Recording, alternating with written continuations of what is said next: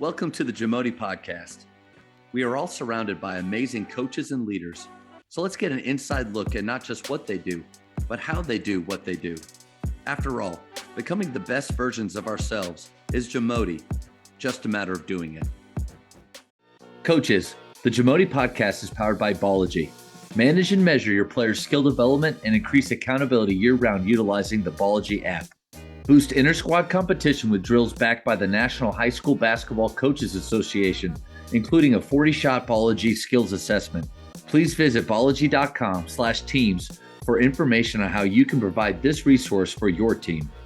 Coach, I feel like it's already been pretty transformational for me in just those 10 minutes. And I love the idea of choose your heart. I have a little board here that from all these talks I get, I just write down some of the big points that I feel like I need to remind myself of, and choose your heart is going to be up there after this, because I think that's really impactful. But all the experience that you've had in different teams and with PGC, obviously culture is a big deal, and it's a buzzword that people like to throw around, but it's real. In your opinion, how does it drive performance? Oh, I feel like the topic of culture is so big. I also feel like it's becoming a bit of a buzzword. No doubt. I feel like at times culture gets overpromised and underdelivered, in the sense that, you know what, you just set your culture and all your problems are solved. It's the key. It's the Kool-Aid. Yeah.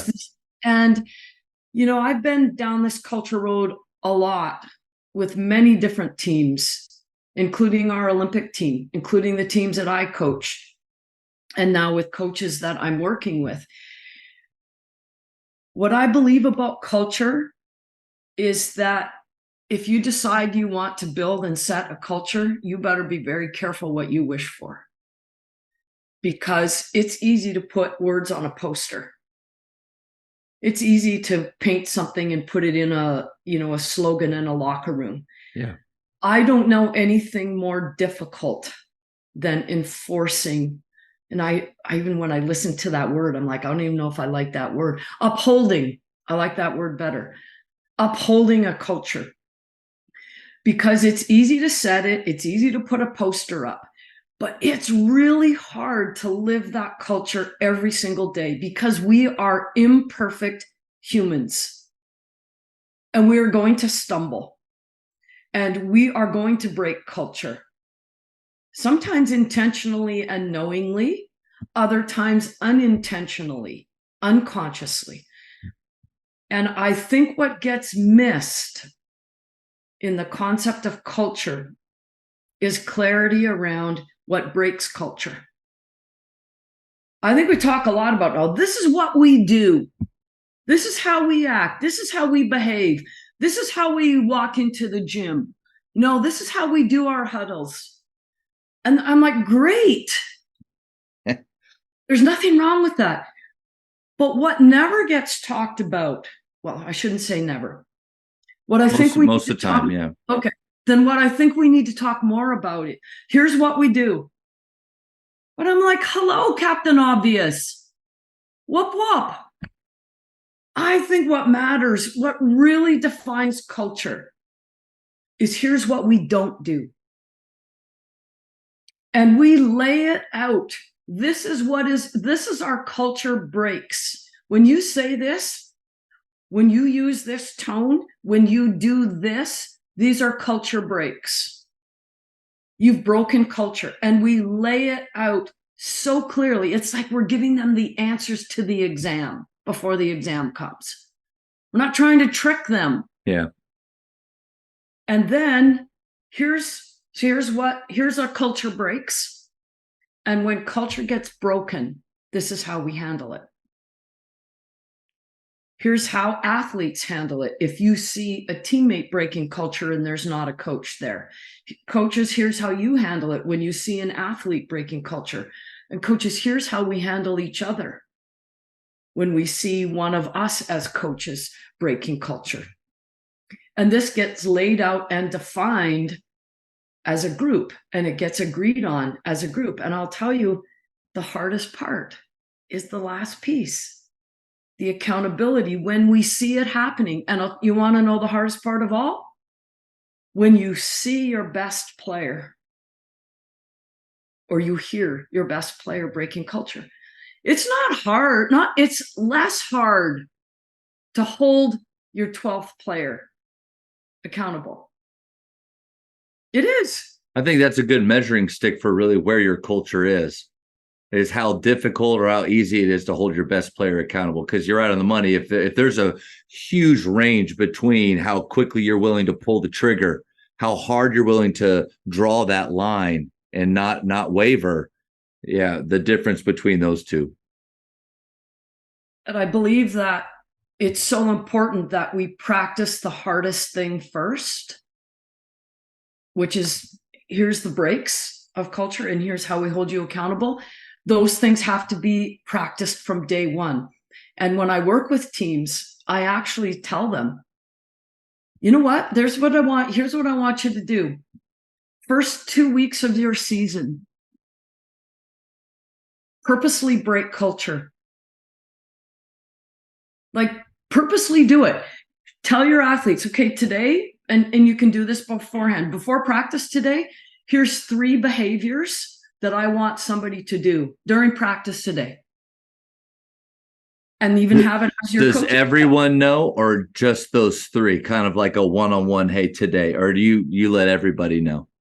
You can do it any way you want. Because I think like almost that approach of with your best player, hey, I want you to be ultra negative when you are missed on the floor. One possess. Yeah, I don't know, but to your point too. Sure. Yeah, experiment.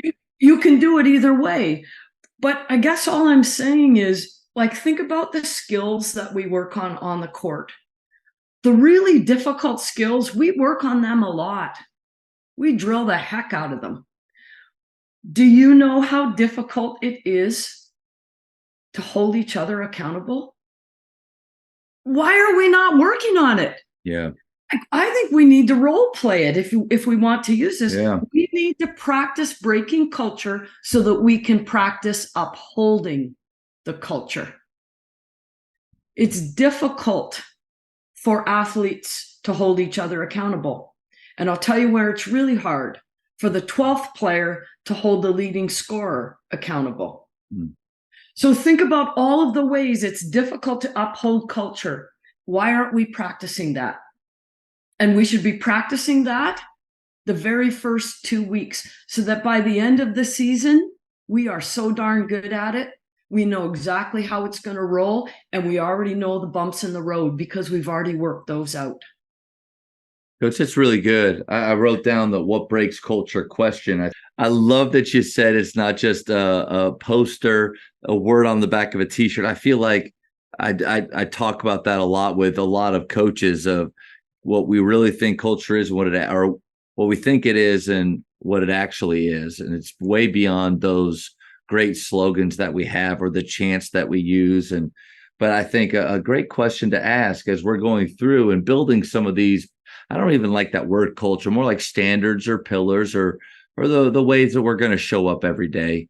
But that's with the group, what breaks it? Because you're right.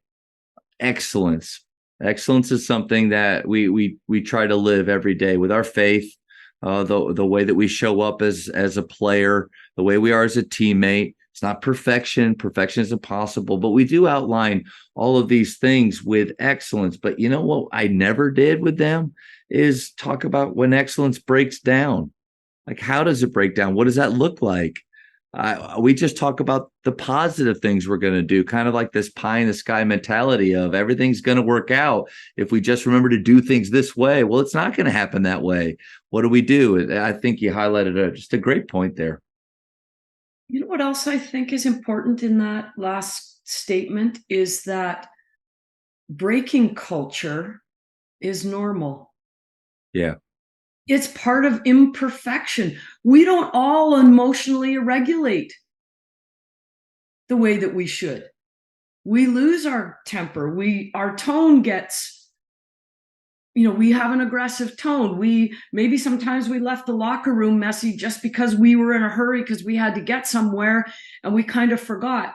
And the reason that I bring this up is that we're trying to create a culture that is full of psychological safety, which means I show up as my authentic self, and my authentic self is imperfect. And I don't have to be afraid of being imperfect in our culture, because we've learned that imperfection is normal. This is what the breaks are going to look like. Here's how we hold each other accountable. And this is normal behavior. It's not like, you know what? We need to have the culture police. And we go around catching each other being bad. I've seen that happen a lot in cultures. That's not what we're looking for. Right. We're looking for a group that says, you know what? I feel safe around you because you're going to help me become my greatest self. And on days where I don't show up as my greatest self, you remind me and you hold that standard back up for me. That's different than, hey, guess what? I caught you. XYZ. Those are different. And that decreases psychological safety. So psychological safety, basically, it means I feel safe to show up in your presence and take my armor off. When I don't feel safe in your presence, I'm going to armor up to protect myself. Now I'm going to hide. Now I maybe lie. Now I didn't say that. We want to normalize this imperfectness that we all have. And we want to normalize holding each other accountable for a higher standard. I was trying to think of examples of ways that maybe I've role played or, without even realizing kind of what you're doing. It does go back to PGC for me because, as you know, shape shooting, especially at point guard college, that's a big part of what we do. I always try to tell our athletes that, guys, this is not about shooting. It's not a shooting drill. If this is the best shooting drill we can come up with, then we're not very good, because it's just a line, pass, go to the end. There's better things we can do. But shape shooting is more. It's about how you transform and create a championship environment, no matter what the drill, no matter what you're doing with your team back home, and how to lead your teammates if you have some resistant ones. But one thing we do is, after 3 or 4 days of holding them to, and you've seen it, holding them to a pretty hard line. I feel like Tyler Cost used to say, we got to hold their feet to the fire. Like, they need to feel like there's never this kind of let off moment, in Hunt and Huppy or whatever we're doing. We're going to hold those standards. And even though it is just 5 days, I mean, it's 9 hours over 5 every day, and it's a lot. So kind of like a mini season. You get to day 3 or 4, and what I used to do is I would say, okay, we're going to do shape shooting, but right now, let's take the shape out. You're going to take the shape out. You're just going to shoot. So what can't you do is no high fives, no spirit, walk, look bored. Don't encourage each other, yawn, like do it. Like, honestly, like everything opposite of what. And we would do it for a minute or two, no music. Coaches would just stand there, and you see some kids, like, they still do. And then they drop their hand. They try to give a high five. They drop their hand. And I'd stop the whistle. I couldn't even take it for like a minute or two. I'd say, how'd that feel? And I was always blown away. The hands would shoot up there. Like, it felt awful, boring, like a losing environment. And I was like, guys, I think you would understand that most of us go home to gyms like that. And not all of us, but most of us. And our job is to never let this feeling happen again. And I just thought back to that, like role playing it with my team and some of the standards that we have. Like, I need to show them, we need to have times where we do the opposite and talk about what that felt like. So I think that, like, to your whole point, it'll ingrain our habits even more. I would also like to add, I believe the most high performing cultures, I'm going to speak on the piece about accountability, is that every athlete understands that the first person that they must lead is themselves. And that the first person that should hold me accountable is me. Mm. So that we're not in the policing. I saw you, you did that. It's we learn that this is a safe environment to be imperfect. And I noticed myself today speaking like this, not hustling the way that I should. And I step up and I hold me accountable. Yeah. Because the more I hold myself accountable, the less other people have to do it. Yeah.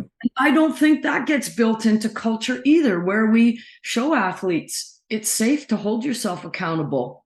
In fact, it's courageous because it shows vulnerability, and vulnerability is a sign of courage.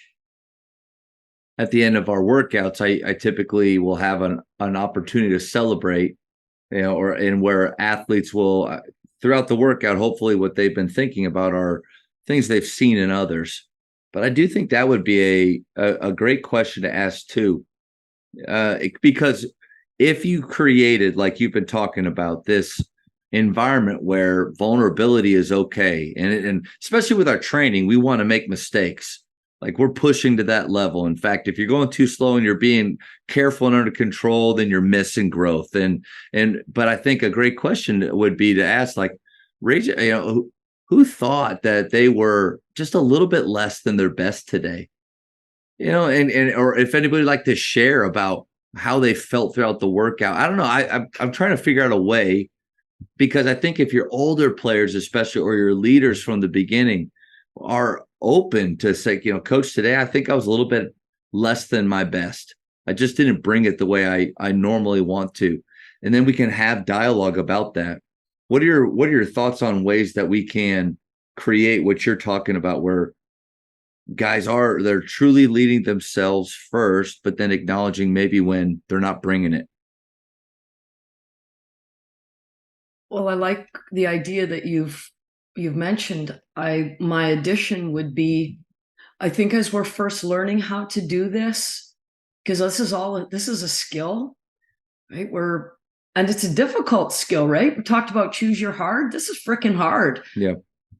I'm a fan of groups of 2 or 3. Nice. Because when we open it up to the group, we know the first people to speak are the ones that are the most confident, or the extroverts. So the introverts get overlooked. The people that aren't as confident, or the people that feel that they're too low on the totem pole to have a voice. Yeah. If we go small groups, so groups of 2 or 3, and you can say, hey, just share in your group. Was there anything today where you felt like you didn't show up as your greatest self? And if you had a do-over, what would you have done differently? So you do it small first. It's a little safer when it's small, and then everyone gets to speak. Then you bring it back to the big group and say, is there anybody that would like to share the conversation with all of us? Love that. How many programs do you think start off with, it's almost like you're starting off with the negative side, or the opposite of what you want your culture to be? When you're talking about what breaks cultures, I think some coaches might look at that as like, why would I want to bring up the negative parts of it? Like, that's the stuff we don't want to do. Let's focus on the side of it that we do want to do, with the exception, like giving high fives. Oh, we can never not give high fives, right? Like double negative. Like, why would we focus on that side? How many programs do you think do start with what could harm our culture? Like, what could be negative? I don't think very many do it, because it's what sport teaches us. Sport teaches us only to look at the positive. We're not allowed. We're not allowed to be sad. We're not allowed to be unconfident. We're not allowed to be nervous. We're not allowed all of these things that sport says, don't do that. But I know when I work with my athletes, I'm like, if you're going to come and work here with me, we're going to speak the truth. And the truth is, we want a great culture. And the truth is, we're not always going to have it. I just feel like if we don't address here are the breaks, I'll tell you what I think happens. Do you remember I asked that question myself, what did I see but refused to acknowledge? I think we end up seeing a whole bunch of things that we don't like because we never talked about them. And we try to act like we're in this fairy tale land where, hey guys, everything's good, kumbaya, but deep down, and do you have the courage to start the year? Sorry, I just got excited. Well, and again, so if I said to a coach says, well, I don't want to address a negative, I'm like, well, why not? Why are we it's going to happen. And if you don't talk about it, it's easy to say, I didn't see it. Yeah. When you did. And then you don't have a culture. I just think now you don't have a culture. Or it's a fake culture, or it's the culture that we're rah and we're really good at shape shooting. Yeah, it's a fake culture. Yeah. You should hear how we stab each other in the back when other people aren't listening. Like I see a lot of what I call it's a fake culture. It's a social media culture. Yep. It's the hashtag. Yeah. And there's nothing wrong with those. There's a lot of creative ones. I'm not that smart. And so I don't have a cool one that we do, but no, I you know what? This is something too that helped me, or I guess when I first started, as a high school coach, and I've been a head coach only 11 years, so I still have a ton to learn.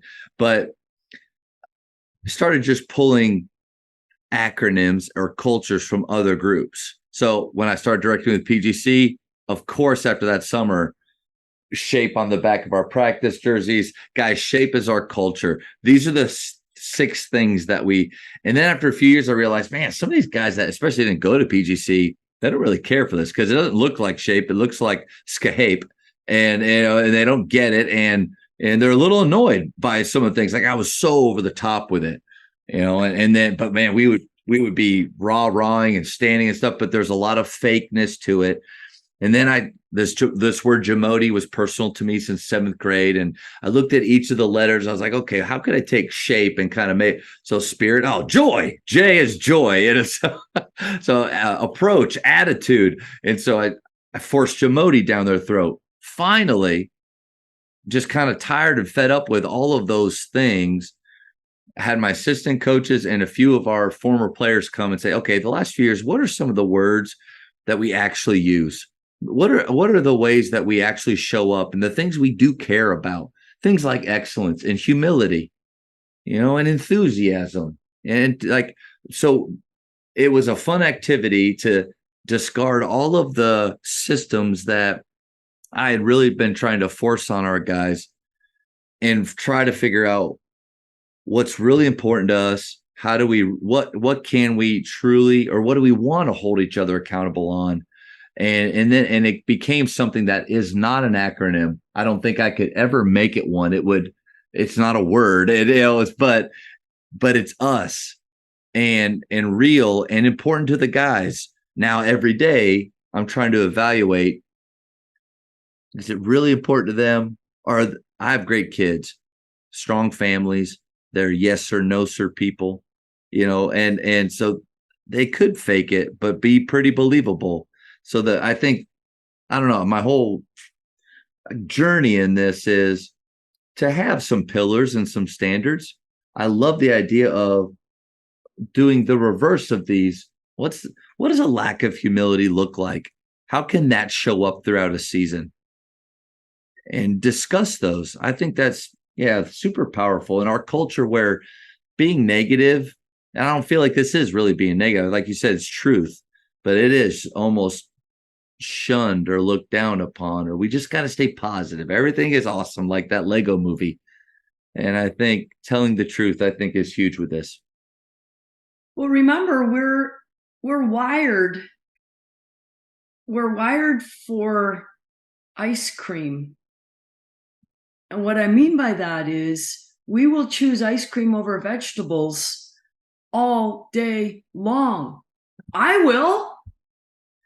Why? Because ice cream feels better. This is our culture. This is our chant. Here's what's on the back of our t-shirts. This is what's in the locker room. And I'd be like, awesome. Those are my favorite kinds of ice cream. And then I'd be like, okay, now where are the vegetables? I know they're vegetables. Where? Show me them. Where are the vegetables? Oh, we don't have any. Yes, you do. We all have our vegetables. The things that we don't like to eat, the things that taste crappy, poopy.